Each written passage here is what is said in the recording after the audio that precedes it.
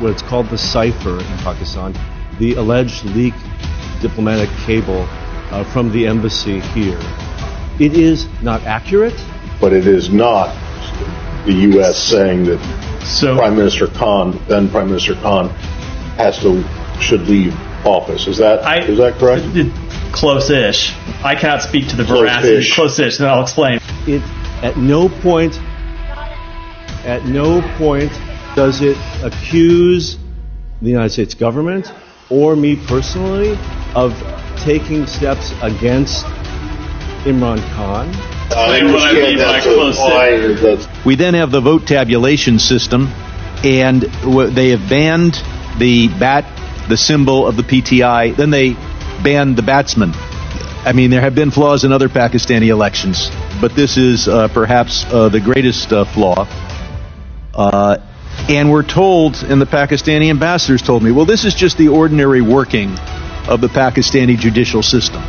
Do we have faith that Imran Khan has not been the victim of selective prosecution? There's one thing you need to do.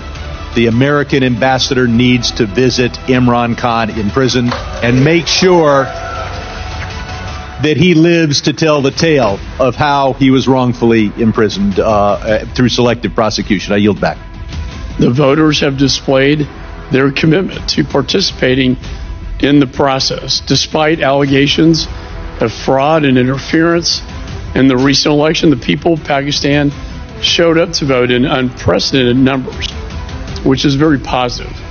However, I was deeply concerned by well-documented instances of interference in the February elections, including a terrorist attack at a candidate's political offices hours before the polls opened, and also a major internet and cell service shutoffs on election day. These events are serious and consequential. I've called for a full investigation into any allegations of interference or corruption in their recent elections. And I'll be watching closely to see how these irregularities are being addressed. Additionally, human rights in Pakistan must be respected for democracy to thrive. The failure to recognize basic human rights will unquestionably lead to a downward spiral. If human rights are ignored, the prospect of a democratic society will evaporate. And I hope that we can, after this hearing, continue the work of making sure that we actually fully investigate the election and that we actually make sure people are let out of jail that were put in there that unfairly, because democracy in Pakistan, of course, will serve the people of Pakistan, but it is so clearly in the United States' interest.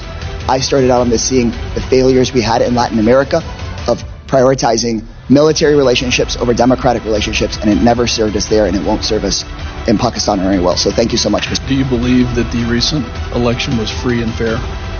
Sir, we have never used the term free and fair in the characterization of this election. In Pakistan, we need Imran Khan, freed from a death cell in Pakistan. Democratically elected Prime Minister. Yeah,